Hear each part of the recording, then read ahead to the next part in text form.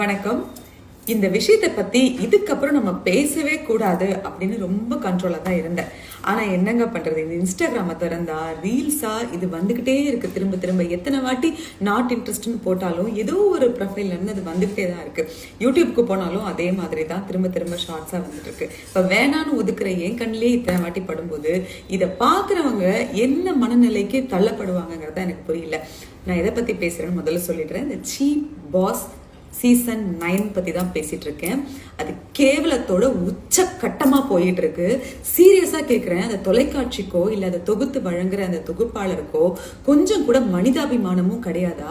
இல்லைன்னா டீசன்சிங்கிறதே கிடையாதா? நீங்க அந்த ப்ரோக்ராம பார்த்துட்டு தானே சார் வந்து ஆங்கர் பண்றீங்க. நீங்க அதெல்லாம் பார்த்துட்டு தானே டெலிகாஸ்ட் பண்றீங்க. உங்களால எப்படி இதெல்லாம் பண்ண முடியுது? உங்க வீட்டு குழந்தைங்க எல்லாம் அதை பாக்குறாங்களா இல்லையா? அவங்க எல்லாம் வந்து ஆன்லைன்ல இருக்காங்களா, சோசியல் மீடியால இருக்காங்களா இல்லையா? உங்களுக்கு கொஞ்சமாவது சமூக அக்கறை இருக்கா இல்லையா?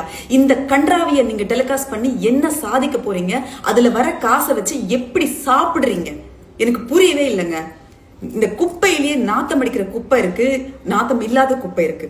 நீங்க உள்ள வச்சிருக்கிறது எல்லாமே வந்து பக்கா நாத்த குப்பைகள். அதெல்லாம் தூக்கி தயவு செய்து வெளியே போடுங்க. அந்த இடத்த கொஞ்சம் கழுவிடுங்க. நான் ஏற்கனவே சொல்லியாச்சு. அவ்வளவு கோவம் வருதுங்க.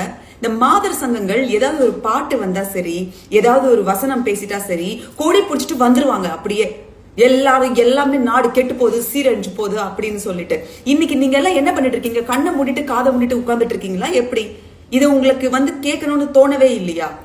எங்க உள்ள உட்கார்ந்துட்டு பேசுறாங்களாங்க பேச்சு அவங்க எல்லாம்.